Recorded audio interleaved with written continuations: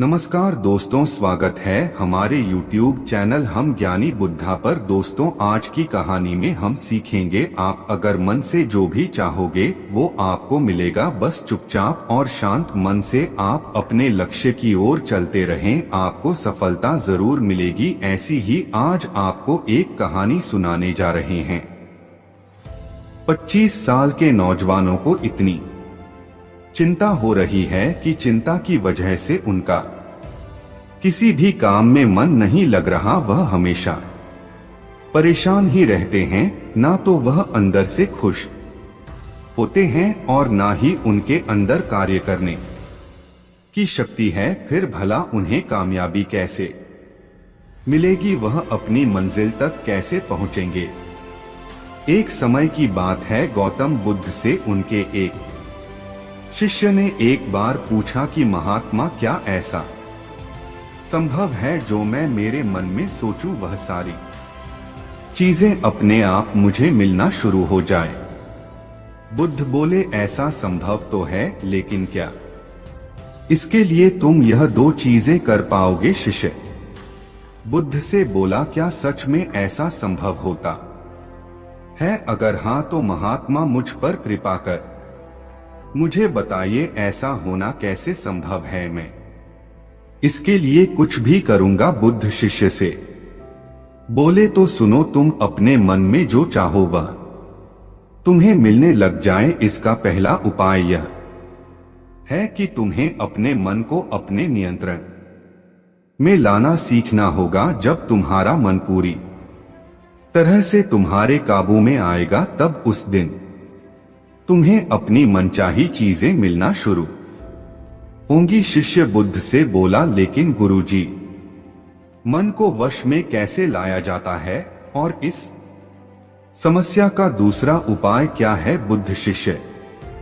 से कहते हैं, मन को वश में लाने का सबसे पहला और महत्वपूर्ण उपाय अपनी इंद्रियों को संयमित करना होता है। तुम्हारे 5 इंद्रियां जब तुम्हारे वश में होंगी तभी तुम अपने मन को वश में करने में कामयाब हो पाओगे। शिष्य कहता है, हे गुरुदेव, आप कहते हो कि इंद्रियों को काबू में करने से हमारा मन हमारे काबू में आएगा और फिर जो मैं मेरे मन में सोचूं वह चीज मुझे मिलने लगेगी। लेकिन गुरुदेव, इंद्रियां तो मेरे काबू में है। मैं जैसे चाहूं वैसे अपने हाथों को, आंखों को या फिर पैरों को हिला सकता हूं। फिर मुझे जो चाहे वो चीजें क्यों नहीं मिल पाती? बुद्ध शिष्यों से कहते हैं, बालक, तुम अपने 5 इंद्रियों की क्रिया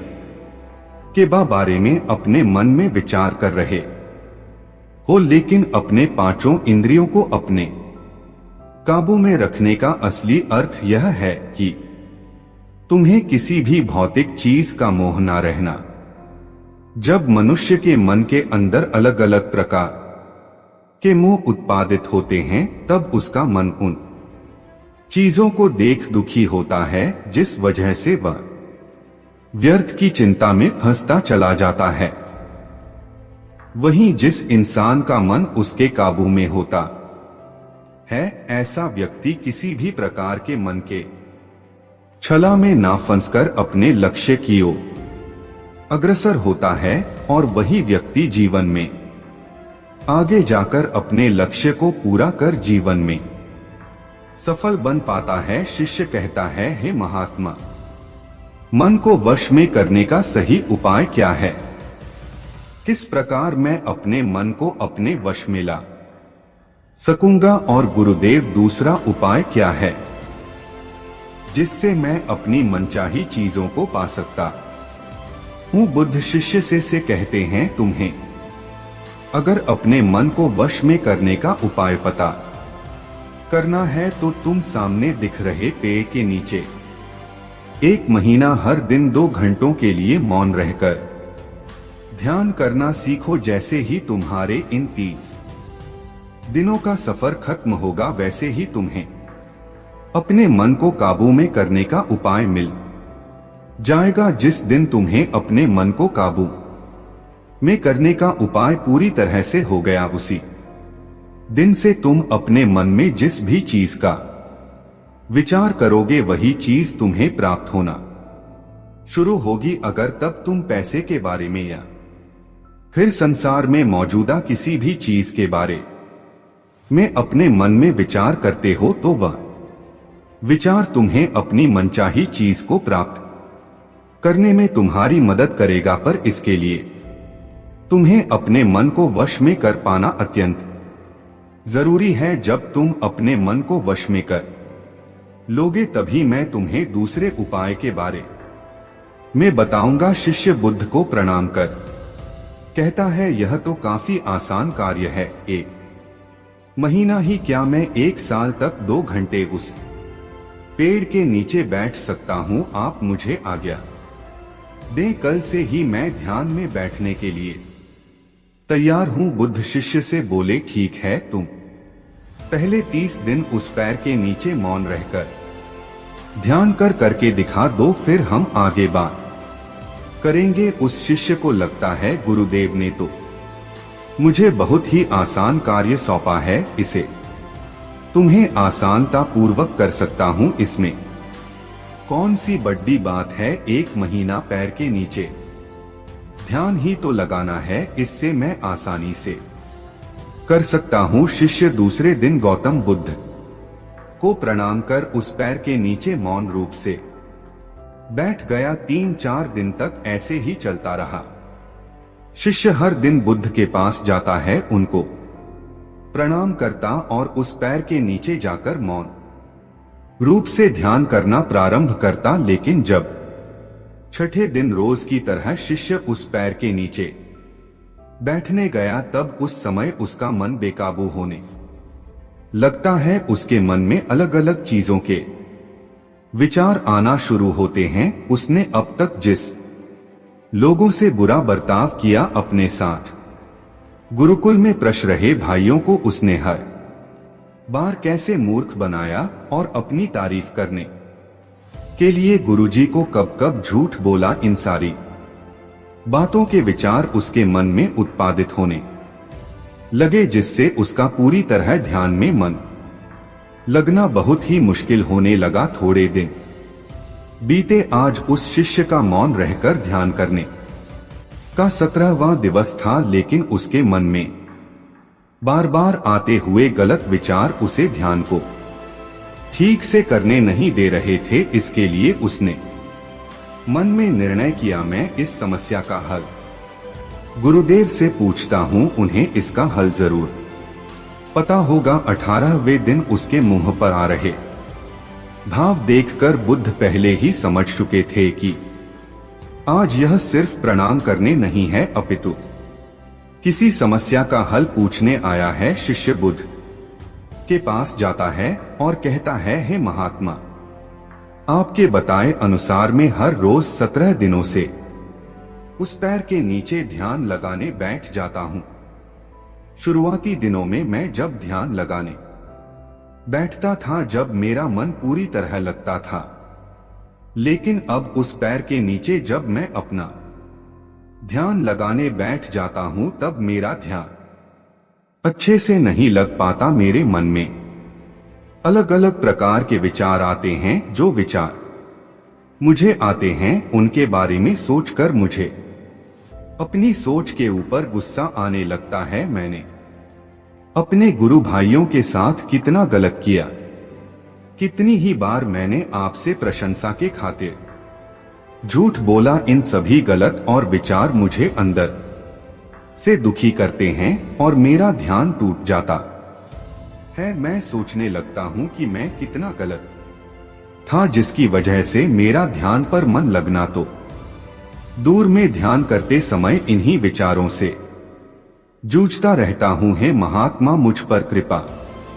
करें और मुझे इन गलत विचारों को अपने मन से पूरी तरह खत्म करने में सहायता कीजिए। बुद्ध शिष्य से कहते हैं, तुम्हें जब मैंने पहले दिन मौन रहकर पेड़ के नीचे बैठने के ये कहा था, अब तुम्हारे मन में किसी भी प्रकार के विचार नहीं आ रहे थे, लेकिन अब 18 दिन बीतने के बाद तुम्हारे मन में अपनी गलतियों के विचार उत्पादित हो चुके, जिसका कारण एक ही है। जब तुम अपने गुरु भाइयों के साथ मस्ती करते थे और सबको अपनी तारीफ करने के लिए झूठी कहानियां सुनाते थे, तब तुम शांत रह रहे, अपने मन से बातें ना कर पाए। पूरे दिन गुरु भाइयों के सामने ने बरावा करने में समय व्यतीत करते थे, लेकिन जब तुम आने अपने अंदर अपने मन से बातें करना प्रारंभ किया तो तुम्हें अपने आप ही अपनी गलतियों के बारे में विचार आने शुरू हुए, जिसका कारण एक ही है। व्यक्ति अपने आप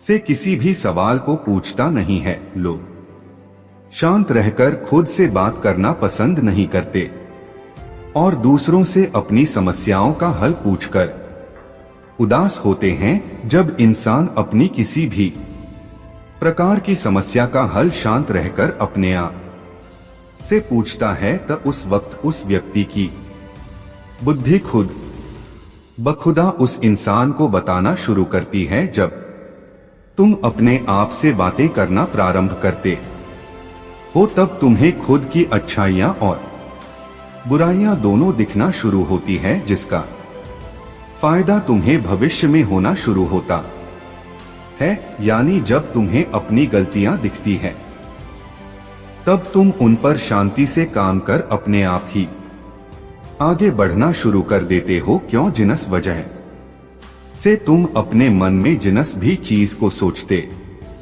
हो, उस चीज को प्राप्त करने का रास्ता तुम्हारी बुद्धि तुम्हें दिखाना शुरू कर दी है। बौद्ध कहते हैं, इसलिए मैंने पहले ही दिन तुम्हें बताया था, जैसे जैसे तुम शांत रहकर अपने मन से विचार करना शुरू करोगे, वैसे वैसे तुम्हें अपनी मन चाहे चीजें मिलना प्रारंभ होंगी। बुद्ध शिष्य से बोले, गुरुदेव, आपने मुझे दूसरा उपाय बताने का भी वादा किया था। मुझे लगता है वह उपाय इससे आसान होगा। कृपा कर मुझे दूसरा भी उपाय बताइए। बुद्ध शिशु को बोले, मैं तुम्हें दूसरा उपाय तुम्हारे 30 दिन पूरे होते ही बता दूंगा। शिष्य बुद्ध को निराशा भरी नजरों से देखता और वहां से चला जाता है। थोड़े दिन बीतते, आज उस शिष्य के 30 दिन पूरे हो चुके थे। शिष्य बुद्ध के पास चला जाता है और बुद्ध से पूछता है, हे गुरुदेव, मुझे मेरा मन इतना हल्का क्यों लग रहा है? आज मेरे मन में पहले से कम विचार आते हैं और मेरे मन में किसी चीज को प्राप्त करने का मोह भी नहीं है। लेकिन गुरुदेव, दूसरा उपाय क्या था जिसे आपने उस दिन नहीं बताया? बुद्ध शिष्यों से कहते हैं, दूसरा उपाय था ही नहीं, बस मैंने तो तुम्हें इसलिए दूसरे उपाय के बारे में बताया था क्योंकि तुम ध्यान के इस 30 दिन में भटक ना जाओ। तुम अपने ध्यान के इन दिनों पूरी तरह से खत्म कर पाओ, जिससे तुम्हें अपने अंदर की आवाज को पहचानने में मदद हो और तुम जान सको कि ऐसा संभव जरूर है कि जो तुम चाहो वह तुम्हें मिल सकता है। लेकिन अपने मन को वश में करने के बाद इसके रास्ते और भी ज्यादा आसान हो जाते हैं। इसलिए इंसान का मन अगर उसके वश में हो तो वह अपनी मनचाही चीज को प्राप्त करने में समर्थ रहता है। वह कहते हैं, ना मन के जीते जीत और मन के हारे हार। इसलिए मन को काबू में करना सीखो। शांत रहो, हर दिन ध्यान करो, एक्सरसाइज करो, तभी तुम्हारे दिनचर्या बदलेगी। जब तक तुम अपने मन को शांत नहीं कर लेते, तब तक तुम जीवन में कुछ भी नहीं पा सकते। कुछ पाने के लिए मन का शांत होना जरूरी है और तब तुमको हर वह चीज मिलेंगी। दोस्तों, उम्मीद करता हूं कि आपको कहानी पसंद आई होगी और इस कहानी से आपको बहुत कुछ सीखने को मिला होगा। वीडियो को लाइक करें और चैनल को सब्सक्राइब करें। मिलते हैं फिर किसी नई कहानी के साथ, तब तक अपना ख्याल रखें। नमस्कार।